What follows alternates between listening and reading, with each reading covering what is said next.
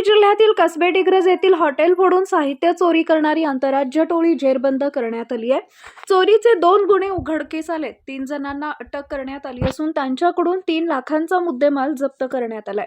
सांगलीच्या स्थानिक गुन्हे अन्वेषण विभागाने ही कारवाई केली आहे। आरोपी शमशुद्दीन मोहम्मद इलियास खान वयवर्ष 27 राहणार मुंबई, मोहम्मद इम्रान अकबर अली वयवर्ष 24 राहणार इटावा उत्तर प्रदेश, फरियाद आलम मोहम्मद इलियास खान वयवर्ष 23 राहणार इटावा उत्तर प्रदेश अशी अटक केलेल्यांची नावे आहेत। पोलीस अधीक्षक संदीप घुगे यांनी स्थानिक गुन्हे अन्वेषण शाखेस मालमत्तेविरुद्धचे गुन्हे करणाऱ्या इस्मांची माहिती काढून त्यांच्यावर कारवाई करून मालमत्तेचे गुन्हे उघडकीस आणण्याचे आदेश दिले होते।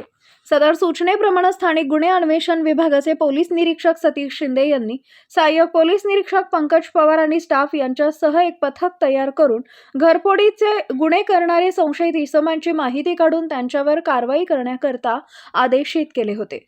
स्थानिक गुन्हे अन्वेषण शाखेकडील पोलीस निरीक्षक पंकज पवार यांचे पथकामधील police head constable Dariba Bandgar, Anil Kolekar, police head constable Vikram Khot यांना त्यांच्या बातमीदाराकडून MIDC कुपवाड परिसरामध्ये एक संशयित काळे रंगाचा लहान टेम्पो घेऊन मुंबई पासिंग नंबर असलेला संशयितरित्या फिरत असून त्याच्या पाठीमागील हौद्यामध्ये भांडी व पत्रा घेऊन विक्री करण्याकरता ग्राहकाच्या शोधात आहोत अशी खात्रीशीर बातमी मिळाली।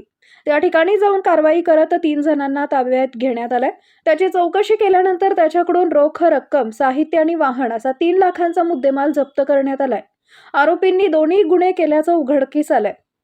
पोलीस अधीक्षक संदीप घुगे, माननीय अप्पर पोलीस अधीक्षक रितू खोकर यांच्या मार्गदर्शनाखाली पोलीस निरीक्षक सतीश शिंदे, सहाय्यक पोलीस निरीक्षक पंकज पवार, सांगलीकडील खरात अमर नरळे, महादेव नागणे, अनिल कोळेकर, दर्याप्पा बंडगर, सागर लवटे, नागेश सागर टिंगरे, संदीप गुरव, सतीश माने, संदीप नलवडे, विक्रम खोत, सूरज थोरात, सांगली ग्रामीण पोलीस ठाणेकडील मेघराज रुपनर, अभिजित पाटील, बंडू पवार, सायबर पोलीस ठाणेकडील कॅप्टन गुंडवाडे, विजय पाटणकर यांनी कारवाईत सहभाग घेतला।